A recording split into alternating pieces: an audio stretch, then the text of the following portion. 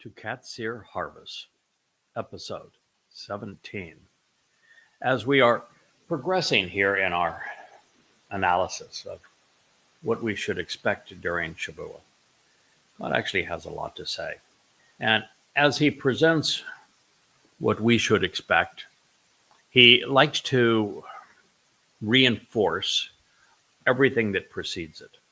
And this is important because the Shavuot harvest, while it sits alone as the center light on that 7-candle menorah, with Pesach, Matzah, and Bikurim coming before it and enabling it, and Towrah, Purim, and Sukkah, the result of it. We recognize that it is essential to always view everything God is offering us and expects in return in the context of his whole message. That's why I go to such great lengths to try to frame the issue. Like a jigsaw puzzle, you do the border pieces first, and then you work to make certain that all of the colors and hues and themes and subject material are all in their proper places, so that we have the proper perspective on the beautiful portrait that Yahweh is painting for our benefit. So we ended Qatsyr Harvest Part 16 by sharing something that was rather profound. It comes from Shemoth, Names, Exodus, the 23rd chapter, which is the central repository for information about these Moed Mikre, these restoring invitations to the eternal witness, so that we know when and why to meet with our God. It begins by reminding us that we should not offer the sacrifice of any animal that we have prepared. And this is speaking now of a lamb, because he's speaking of chag matzah, in proximity of yeasted bread, the invasive fungus which spoils, as well as the culture which intoxicates. Chametz. Chametz represents religious and political corruption. It is the broad-based stain and stigma that ruins our souls, that corrupts our souls, that precludes anyone who is invested in religion or politics from knowing Yahweh, from approaching him, for engaging in the covenant, even for participating in a meaningful way through the Moed Mikre. Yes. Chametz is the invasive nature of this fungus which spoils our souls. And so during matzah, we are specifically encouraged to remove it. And even during the first day of matzah, which is Passover, Pesach, we are not to have it in our presence, because if we were to observe Pesach as intended and become immortal with the doorway to a life opened, but we don't avail ourselves of matzah and unyeast our souls of this fungus of religion and politics, then we would be immortal, but eternally separated from God. This is the problem of the way both Jews and Christians celebrate this holiday. Well, Christians don't even know the name. And in the case of Jews, they give it the wrong name. They talk about Passover, but not of matzah. One without the other. It's devastating. It's the worst of all possible outcomes. So Yahweh said, don't do this. This is his warning to us. Then he says the blood sacrificially shed and offered as a favor to reconcile should not endure through the night. See, with Yahweh, the way that he has presented his metaphors, blood is the source of life. It is the substance of life. When our blood is spilled, then we lose the vitality of life. It is something that our heart pumps through our bodies so that our brains function, so that we can observe our environment, listen to what God has to say, respond appropriately, use our hands to write and to choose that which is good for us, to walk alongside the Almighty. Blood is what carries the oxygen and the nutrients for our cells to perform. It also is what carries away the waste product from our cells as well, so they can be discharged. So Yahowah speaks of blood performing all of these functions, and it is the blood of the Passover lamb that was ultimately shed as a favor to reconcile our relationship with God. The Passover lamb is the Messiah, the Son of God, David, whom Yahowah is exceedingly clear, not the least bit ambiguous, is only one man. Therefore, when Christians claim that the Messiah and Son of God is Jesus Christ, they are absolutely, unequivocally wrong. And there's probably nothing they could do that would anger God more than to make that claim. Since it is Dode who is Yahowah's chosen one, his beloved, his firstborn son, the only one that Yahowah says, I am his father, he is my son. The only one that Yahowah arranged to have anointed as the Messiah 3 times, symbolic of his 3 lives. The only one that Yahowah said, beyond all of that, I anointed him myself with my own special oil. Dode is the one whom we learn through the Mizmor volunteered to fulfill Pesach, Matzah, and Makodim. He is the one whom Yahowah agreed with and said, it's the right call, son. It's a tough choice, but I support you in this. It is the right decision. And yet, his people, through Judaism and Christianity, not only completely negated his sacrifice, they both foisted false messiahs in his place. Jesus and Bar Kokhba. Nothing in all of human history is aggravating to God is what his people have done in this regard. That's why I take so much time to expose and condemn Judaism and Christianity. I expose Islam because my responsibility is to protect God's people from that death cult.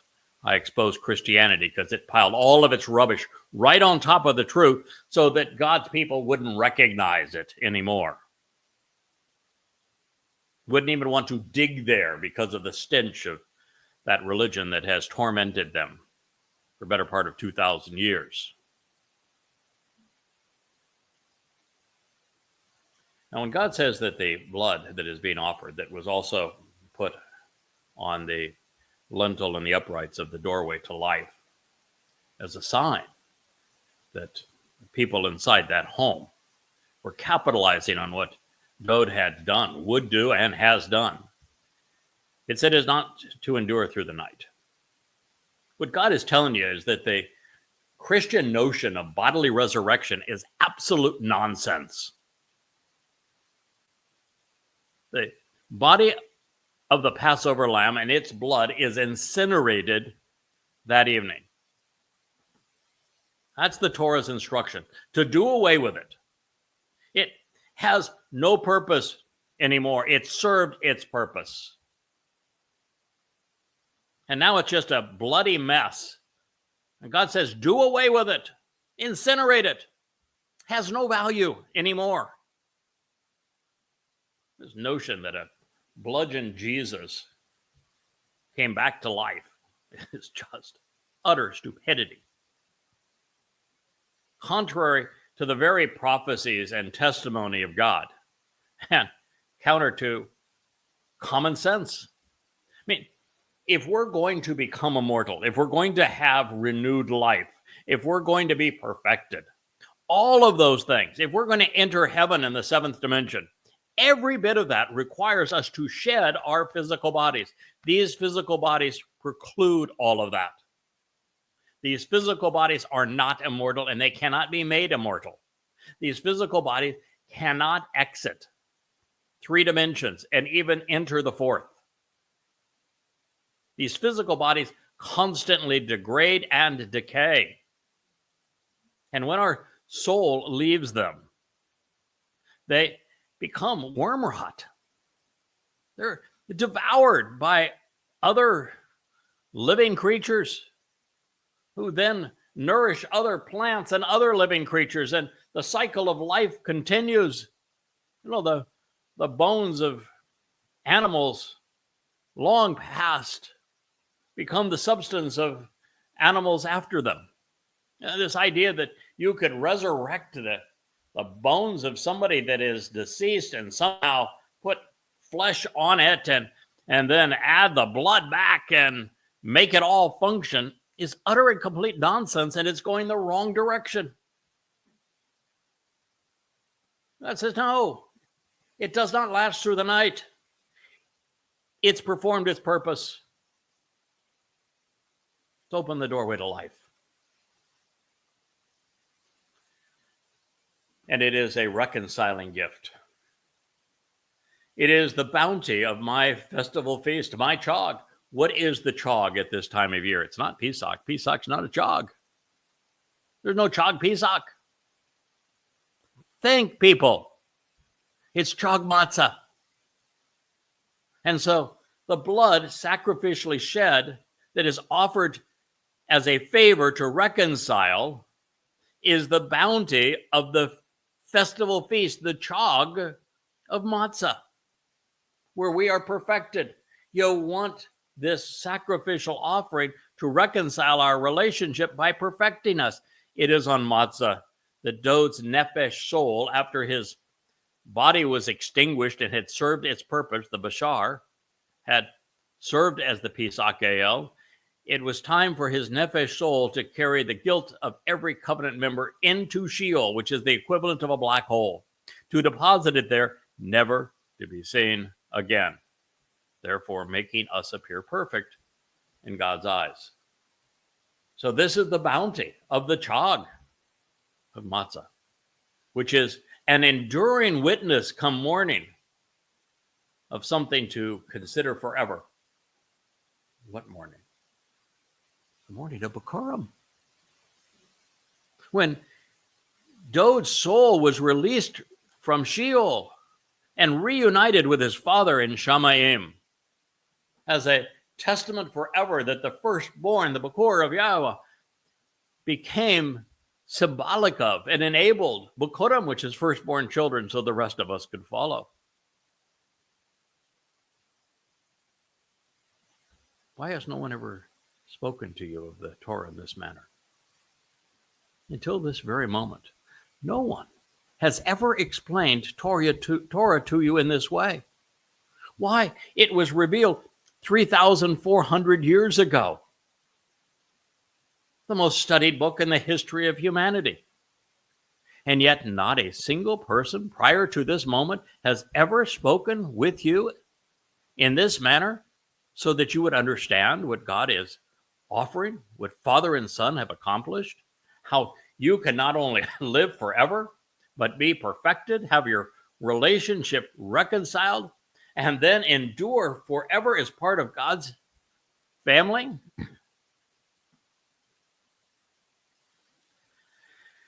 That was from Shemoth, Names, Exodus 23:18. The initial and best parts of the first fruits of firstborn children. I didn't even need to read the next line to know what God was speaking of, to understand why chog matzah, which begins with Pesach and makes us immortal and perfect before our God enables Bikurim. And yet here it is. It is the best part of chog matzah. It's the celebration of Chag Matzah. It is where we become family with our God.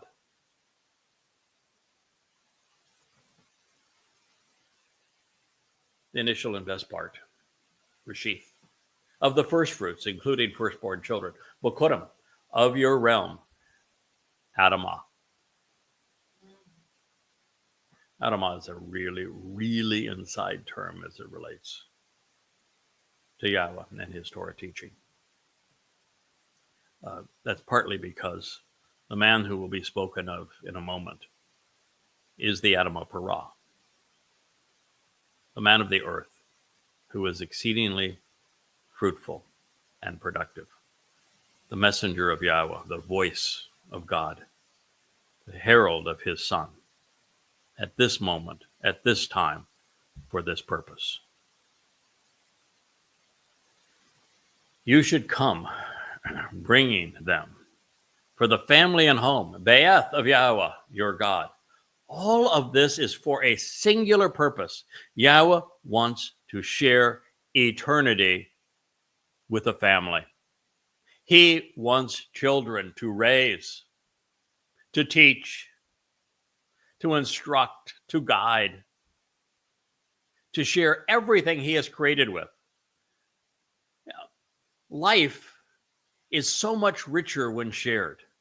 Everything in it is more beautiful when shared. Even burdens are lessened when shared. A rainbow becomes so much more magnificent when it's shared. I know, on the Craig Winn Facebook site, I share pictures all the time of a rainbow. In fact, even I think the number one picture on that site is a rainbow behind me. And the more I share the rainbows that have materialized around my home here, the more pleasure, the more enlightenment, the more benefit we all get out of them. So the initial and best part of the first fruits of your Adamah, of this man of the earth, you should come bringing them for the family and home, the Be'eth of Yahweh. The Be'ereth of Yahweh is his family. It is his family agreement. The Be'eth, the building that was on the top of Mount Moriah, the temple that is often called a temple. Yahweh describes it as the Be'eth Shem, home of his name. You want to live there. You become, well, as I will be. I am Yada. I will be Yada Yahowah. Behold, I will send out. This is intensely important for you. And as I share this, you may say that you would prefer that Yahweh speak directly to you rather than through his representative, his messenger. That may be your choice. You may think that there's someone empowered within Israel, maybe a politician or a big shot rabbi or a social influencer, perhaps, a general in the IDF, that should be delivering this message to you since it's so vital. Not one of them is qualified. Not one of them was chosen. Not one of them is even capable, because not one of them acknowledges Yahweh's name. Not one of them understands what his Be'eth and his Be'ereth represent. Not one of them celebrate Chag Matzah correctly. Not one of them can explain this Torah teaching to you. Not one. And that will be true all the way to the end. There will be some of you, those who have allowed me to come into your home and speak this honestly with you, who will embrace the truth. And you're going to benefit from this. And some of you are even go one step further once you understand everything that I am sharing with you, that Yahweh is offering, are going to go and share it with others. and become especially productive. But I can assure you, not a single one of your political or religious leaders or your IDF generals know this or will ever accept it. They won't even accept Yahweh's name. They will not accept that Dowd is the returning Messiah, the Son of God, the returning king, or that he fulfilled Pesach, Matzah, and Bakorim. There's a reason I was the first to ascertain these things, because this is now the time that Yahweh wanted me to share all of this with you. Behold, Henna, pay attention. God is speaking in first person, will send out, Shalach, I will dispatch, I will reach out to you with a messenger, a representative who is especially informative and announcing this message, Malach. You think that God is speaking of a little angel out there that's going to hover above Jerusalem and say, hey, did you listen to me? I want to talk about Yahweh and the Moed and the house, all of those kinds of things. You see one of those? You heard from one of those? No. Malach is a spiritual messenger for sure. It is a heavenly representative, certainly. God has chosen his spiritual representative, the one imbued with his seven spirits, the one conveying heaven's message. His name is Yada. He is the cold voice of God at this time. I did not choose this role. It was selected for me. But I was different than Israel, and that I had already separated myself from religion and politics, making me available, just as Abraham and Sarah were available because they walked away from Babel before God greeted them. Just as Noah was available because he had separated from the vanity of religion and politics of his community and was living apart. Just as Dowd was available because he wasn't with his dad and his other brothers. He was out tending sheep in Bethlehem. Yeah, I was available because I had already walked away from religion and politics and I knew the evil of those things. But there's something else that I had to offer God, that there wasn't a single Yehud, not a single Israelite was willing to offer. I was willing when you have not been.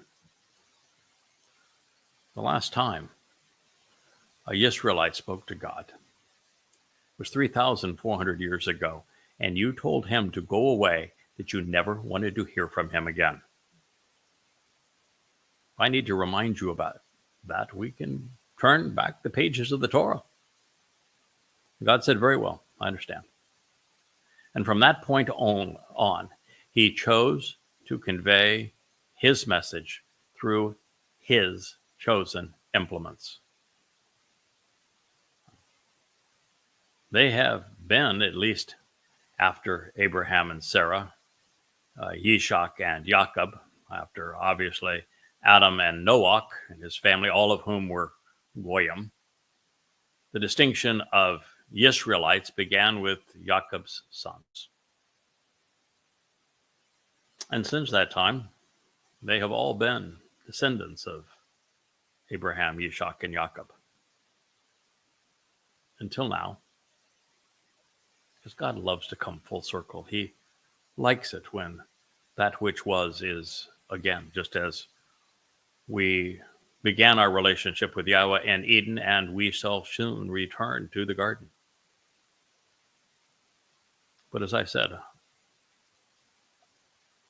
the main reason I got this job is that I was available and I was willing. And there wasn't a single Yehudim who could make either of those two claims. So don't complain. If you don't like the message, tough. You aren't going to hear it from anyone else. This is your last chance. You either listen now and respond based upon what I'm sharing with you, or there won't be any other opportunities. I have devoted the last 23 years of my life to this single purpose, and I will devote the next 8.5 and probably eternity after that to this particular job. Best job in the world. But understand, you are the beneficiary. So God says, behold, I will send out a messenger, a representative who is especially informative and announcing this message, a malak. And I made a number of bold statements beginning last week where I said that the malaka whom you are encouraged not to interfere with his work, myself. That malaka is simply the feminine form of malak, and therefore it addresses the fact that 7 ruach, feminine, are empowering this result. God realized that there was no chance for a redo here. If his people continued to say to him, go away, we don't want to hear from you again, there would be no family reunion. There'd be no Shabuah harvest. There'd be no Teruah ingathering. There would be no homecoming on Yom Kippurim. No one would re-enter Sukkah and camp out with him. It would all be for naught. And so God's not taking any chances in this case. He told you specifically in Yeshaya 11 that this sucker, this stem off the old branch, the sucker that gives new life to the fallen stump of Yisrael, will be imbued with Yahweh's 7 ruach, emboldening him, empowering him, enlightening him, instructing him, such that he is capable of speaking directly to you about God Almighty and your opportunity to reconcile your relationship with him. And so the Malaka speaks of the Spirit's work within this individual, just as Malak speaks of the man himself. Behold, I will send out a messenger, a representative who is especially informative and announcing this message before you, in your presence and within the same dimension. Can't be one of those malak that is a 7-dimensional being constructed of light. Be in our dimension, Pane, Eta, to help keep you focused so that you are observant, closely examining and carefully considering everything along the way. He will say in the book of Yeshaya, Isaiah, that the job of his cold voice is to prepare a raised thoroughfare from earth to heaven. A way, the way. The way, when Yahweh speaks of Derek, is the only way that he has ever and will ever provide. That way begins with Chag Matzah, with Pesach, opening the doorway to life, with Matzah, perfecting us so that our guilt, religious and political, is gone. So that on Bikurim, we become family. We're adopted into Yahweh's family. This leads to the very harvest that this program is advocating, encouraging you to participate in. Shabuah, 7th, the Shabbat, which of course will be fulfilled on the Shabbat of May 22nd, 2026. And we know this timing because it is Shabuah, 7 years from Yahweh's return in year 6,000 Yah, which is 2033. That is our message. That is our purpose. That is what Yahweh wants you to carefully examine and observe. He concludes this expression in Shemot the names, Exodus 23:20, with the following. In addition, he, masculine singular, will provide you with directions which bring you to the source, the dwelling place and the home, the makom, which to offer the benefits of the relationship Asher I have prepared, kun. Oh, for anyone that wants to get uppity and say, why should we listen to this man? Just because God told you to. Which, by the way, is a pretty good reason to listen to him. Because there's nobody else delivering this message. Never has been, never will be. But in case you want to get uppity about it, understand, I'm the messenger, not the message. I didn't do any of this. I'm just reporting it to you. God is the one who prepared our dwelling place and home. I'm just pointing the way to it.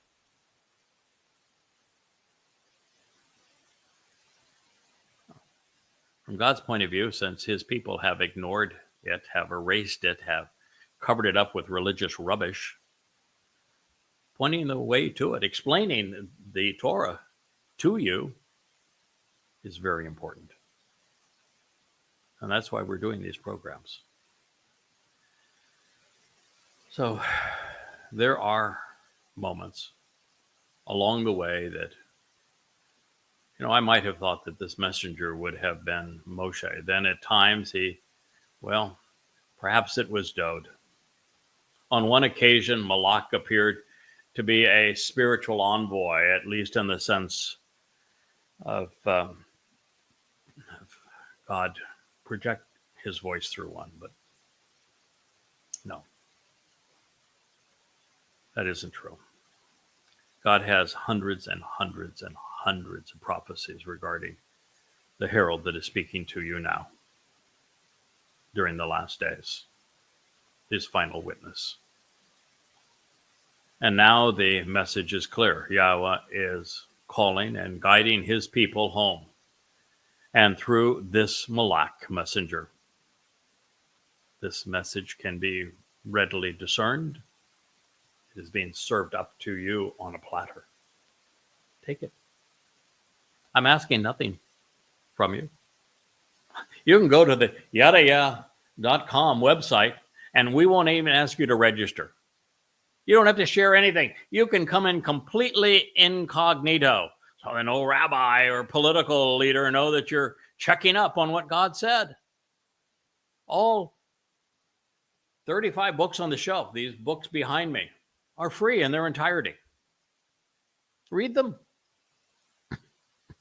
Deal with them. Come to know what God said. They're filled with amplified translations that I have composed over these past 23 years. More accurate, more complete than any that have ever been written. And they have something very unique about them, which is they present the Hebrew term that is being rendered in these translations in the most genitive form so that you can look it up and verify it for yourself. Because even if you're a natural speaker of Hebrew, the Hebrew language has been so corrupted that you have to be really careful. It's been corrupted phonetically. It's been corrupted in terms of the same word with either diacritical markings or with societal customs now is pronounced in very different ways with different meanings. And there's this tendency to let the Masoretic text influence your lives when the rabbis who created it were only interested in one thing, but they could take from your pocket and put into theirs.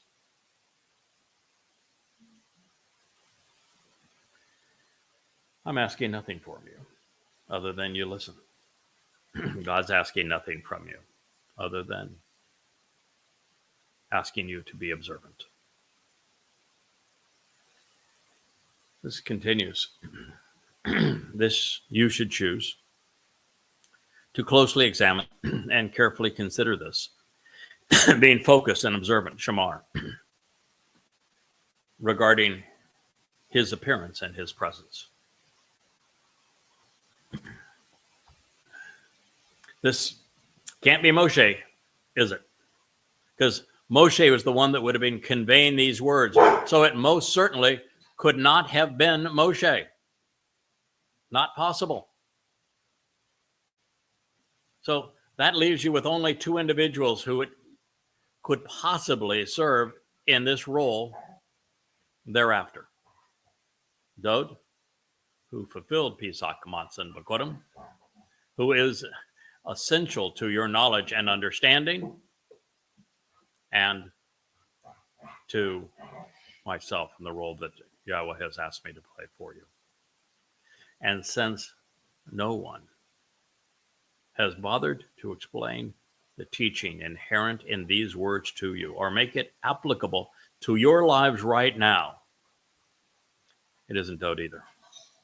Because the job is to tell you what Dod did on your behalf so that you can capitalize upon it.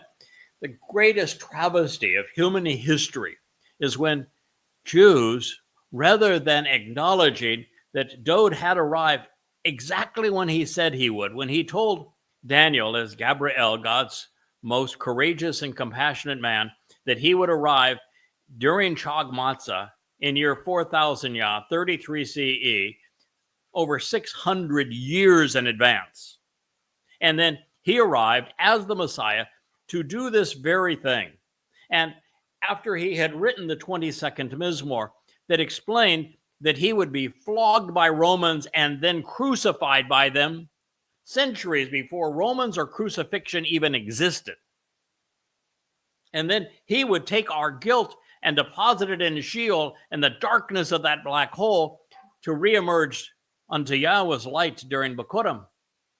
And then he would reinforce this also in first person in the 88th Mizmor, only to have the most prolific of the prophets, Yashayah, in the 9th chapter, tell you everything you needed to know about this son who had done all of these things for you as this ultimate gift, as the living representative of Yahweh himself. And then in the 53rd chapter, telling you how your guilt would be laid upon him so that you would be perfected in God's eyes. And when it occurred, exactly when, where, how, and why, God said it would. Rather than acknowledging it, you didn't. Not a single Yehud said, that's our Messiah. That's Dod. Look at him, what he's doing, exactly what he promised. Let's celebrate this occasion. You didn't. Not one of you. And it was obvious. And making matters worse, the father of rabbinic Judaism, Rabbi Akiba, came up with a goddamn false Messiah in Bar Kokhba, where you get your star. And he plastered over the truth with a lie. Just as another rabbi, Paul, came up with this harebrained scheme that a misnomer named Iesu Christou actually lived and did these things when he is nothing but a crude counterfeit of Dod. And you didn't have a single leader that said, no, that's not possible. That's a counterfeit. None of that's true, because it was Dod who was promised to do these things and who did them as promised. It's the single greatest discovery in human history. And you've missed it for 3,000 years. So you think there's any wonder that Yahweh was telling you to pay attention to what this man is conveying to you?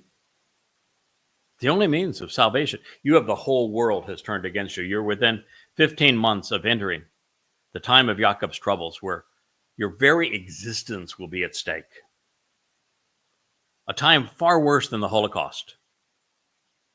You're seeing it materialize before your eyes. I've actually told you how it's going to come into fruition in other shows. I was on X this morning where I posted a short segment of that show telling you exactly how Israel would be forfeited and sacrificed, and that how millions of Jews would die.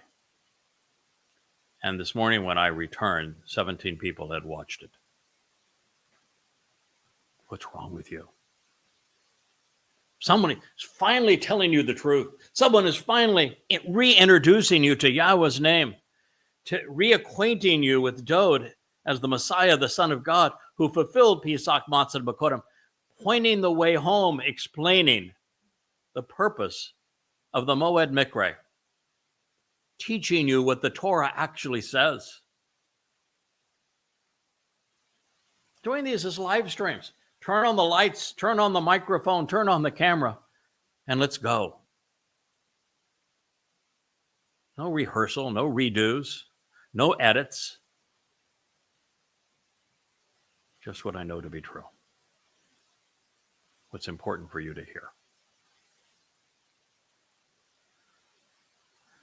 So God, in a very understated way, says, you should probably choose to closely examine and carefully consider becoming focused and observant regarding his appearance and his presence. Masculine, singular. Of your own volition, listen through his voice. Call. Remember I shared with you how Yahweh said through the prophet Yeshaya that a voice will call out and prepare a raised highway from earth to Shamaim?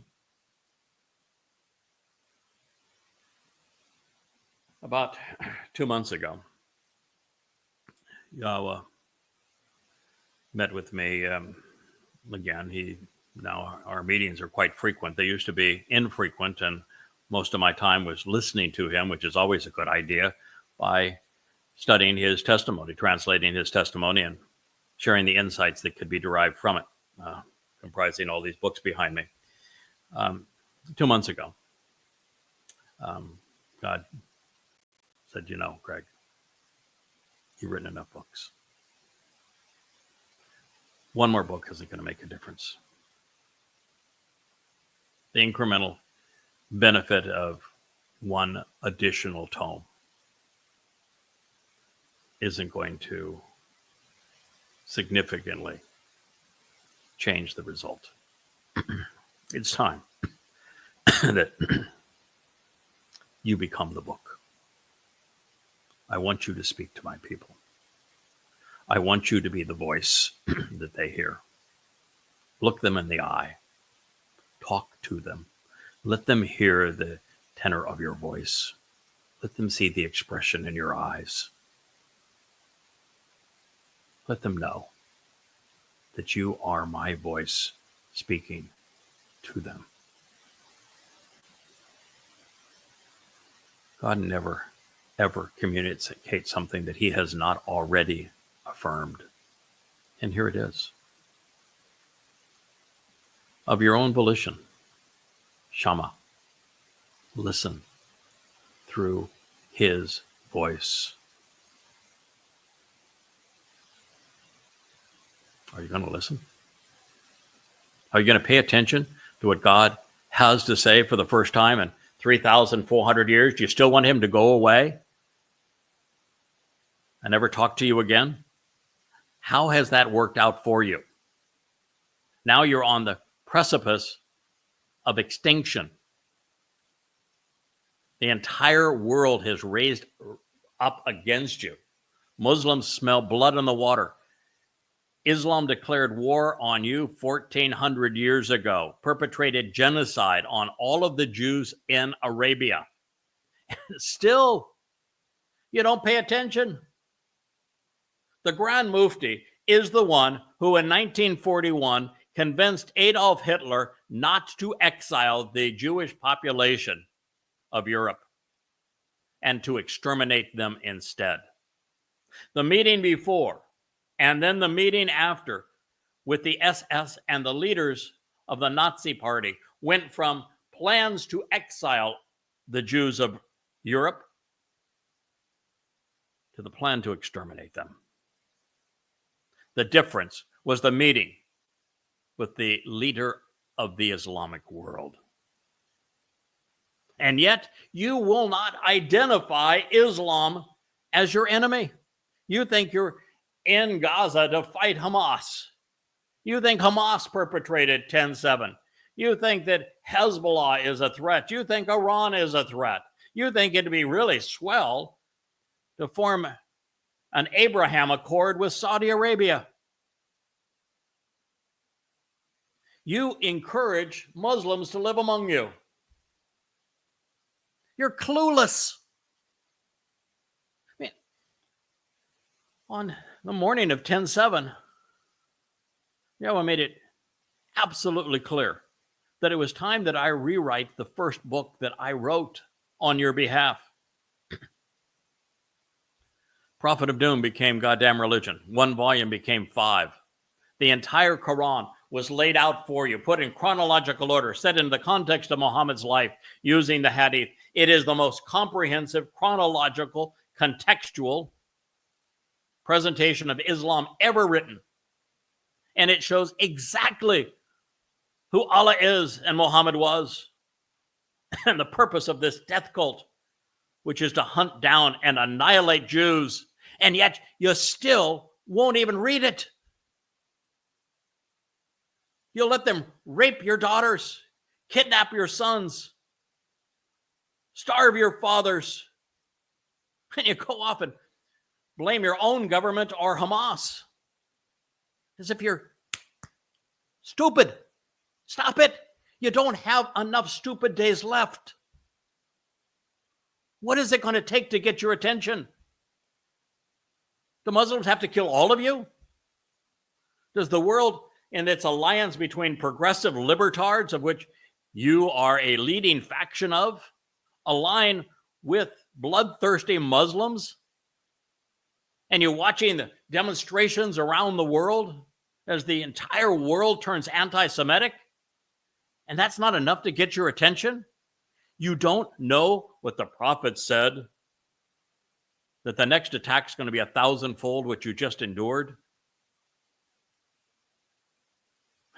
Do they have to kill you to get your attention? And one of the hostages who was starved, an American, came out and, he wanted to demean his government. He wanted to praise Donald Trump, who was a scallywag in this whole thing. Donald Trump empowered a man who had received a $623 million bribe from Kuwait to force capitulation, where thousands of Islamic murderers were released to free men who never should have been captive in the first place. And all you could say is the war has to end? Well, let's make peace. We'll all get along splendidly. They won't want to kill us if we stop this war, if we pretend that, well, it never really happened. We'll just get along. Come on. God damn, what's wrong with you? Well, it's still your choice. You should choose, however, to closely examine and carefully consider this if you want to do as Yahowah requests, becoming focused and observant regarding his appearance and his presence. Now, you may not like him berating you. You may not like him yelling at you. But what option is left? You don't listen to whispers. You don't listen to innuendos. You don't even listen to facts when they're presented right in your face. You haven't listened in 3,400 years. What's going to be the difference if somebody doesn't whack you across the side of the cheek and say, God damn, what's wrong with you? You've erased Yahowah's name. You won't even say it. The very fact that I bring you this blog in Yahowah's name is repulsive to so many of you. And yet there's no other name through which I can speak to you that will matter. You have no clue that Dowd is the Messiah, the Son of God, the returning King. There's not one of you that knows that he fulfilled Pesach, Matzah, and Bakodim, even though he told you that he was going to do so.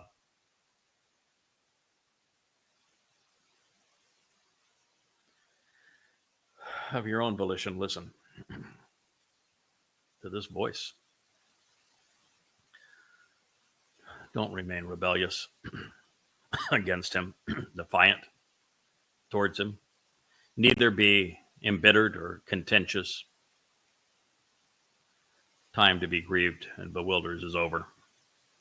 Because otherwise, he is not going to tolerate or endure your rebellion, your revolting defiance and repulsive deviations from the established message. There is a mizmor early on where Yahweh was speaking of his beloved son, Dowd, whom he was celebrating the fact that Dowd had volunteered to save his people, opening the door to life, taking their guilt and depositing it in Sheol, and welcoming them into the eternal family and home of his father, Yahweh. And at the end of this, Yahweh says, it's just not smart to continue to rebuke him, to continue to deny him. Because after a while, and for relatively little, you're going to engender his anger. And that's a really bad idea. Now God is saying the same thing of me. He knows there's only so much any human being can take.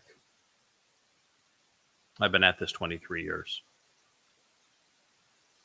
Yahweh has asked me to stop writing and to start talking to you. And I'm going to do it literally until I'm blue in the face. I'm going to give it all I have. But there will be a point where I'm going to give up on most of you. I'm going to recognize that progressive Jews aren't capable of thinking. I'm going to recognize that religious Jews are parasites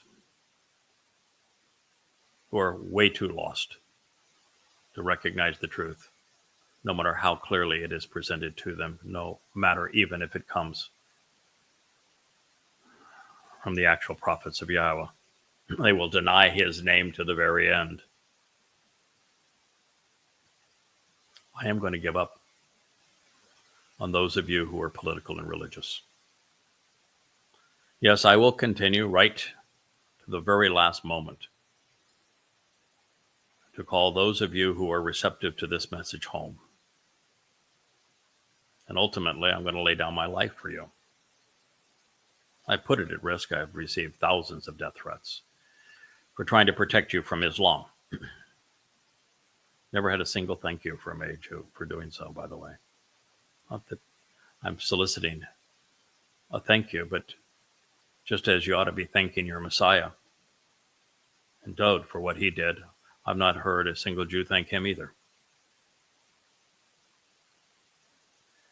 Well, ultimately, I am the Adamah Parah. That's why I said Adamah is important here. I'm the man of the earth who is fruitful and productive. I am the man from Edom of whom Yahowah spoke in this 61st chapter, telling you how important Yahowah is, or telling how important the man from Edom's life, his revelation, his commitment is going to be for you. Because ultimately on Towrah and 2033, the 24th of September, to the backdrop of a solar eclipse, a Shabat, as the Adamah Parah, I'm going to lay down my life for you.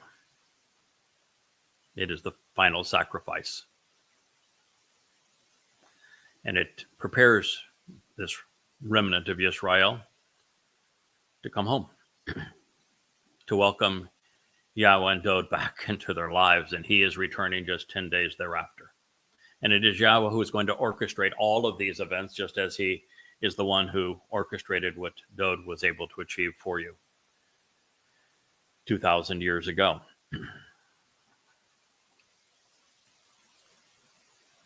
So now is the time, way, way past time, to stop being so rebellious. You've been rebellious and defiant towards your God, towards Moshe during the entire Exodus, mostly towards your Savior, the Son of God, your Messiah and King, Dod. And now to me, as your last witness, as your last chance to come clean and be right with God.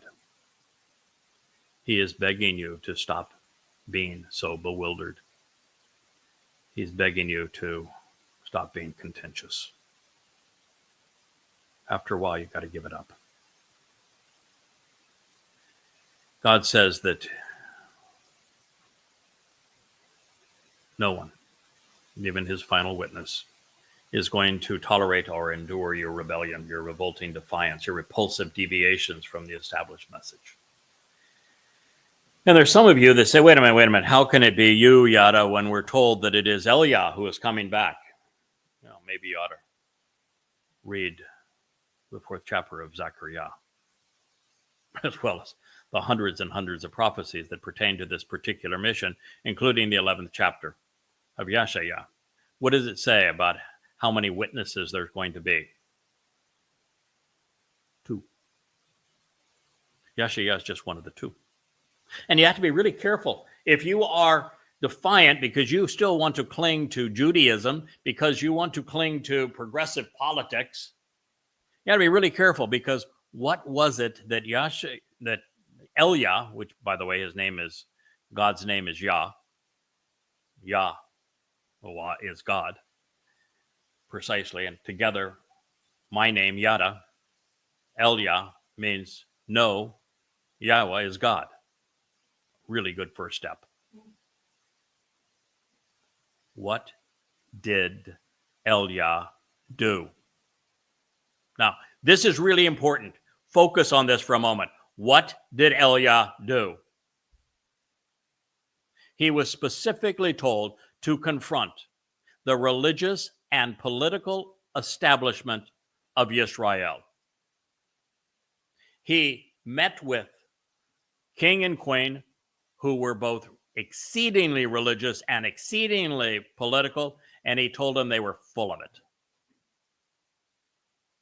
And then he gathered the 850 prophets of the Lord, Baal, and Asherah, Mother God. And he devastated them. He rebuked them. He chastised them. He satirized them. And then he orchestrated this magnificent display of fire and water over a bull, with Yahweh intervening to make it all possible to ignite the fire. So why do you think that Eliah's coming back? Have you read the story of the Anima Parah? Do you know the story of the adulterous woman? Do you know what's going to happen? Have you considered what Yeshaya said in the 17th chapter? Do you know what this all represents? And that Eliah is coming back to attack the religiosity and the politics of his people, as he did once before. It is the only thing that distinguishes Eliah, is the aplomb to which he was the grand orator, rebuking the politics and the religion of his people. And those that he rebuked, he killed. All of them. They all died. That's the man that's coming back.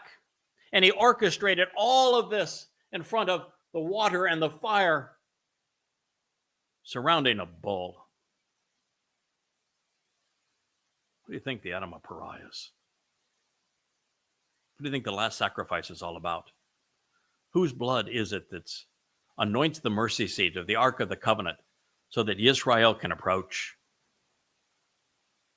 He's coming back to be the master of ceremonies for the Adam of Parah on Towrah, to rebuke the religious and political, and to cleanse those who want to shed the adulterous woman title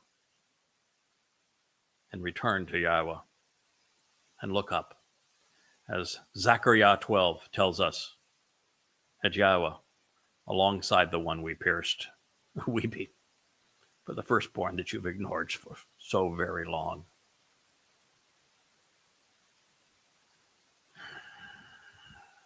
Yahweh finishes this line. Shemot the names, Exodus 23:21, by telling you, this is because my personal and proper name is integrated within his very nature. I am the one who reintroduced you to the proper pronunciation of Yahweh's name. I'm the one who wrote all of these books under the name Yada Yahowah, to know Yahweh. I speak for God. He is part of the very fabric of my nature because the Ruach of Yahweh resides within me to make this possible. Are you listening? Do you care? What's it going to take to break through? To get you to be receptive? To understand that indeed the personal and proper name of Yahweh is integrated into his very nature, his very heart and soul. All for a singular purpose. And it ain't for me. It's for you. Oh, this is the conclusion of the Qatsyr harvest, episode 17 of the Yahowah blog. I'm your host, Yada, also Craig Winn. And this message has been delivered from God Almighty. If you are irritated that I spoke harshly with you, that I raised my voice at you, I would ask you to reconsider and understand why. Appreciate how little time you have left. 8.5 years is all, and during that 8.5 years, most of you are going to die. And how many obstacles have to be overcome? Because in the 3,400 years prior to this, not a single one of you listened. So I can tell you for certain, Israel, a whisper's not going to do it. Thank you for listening.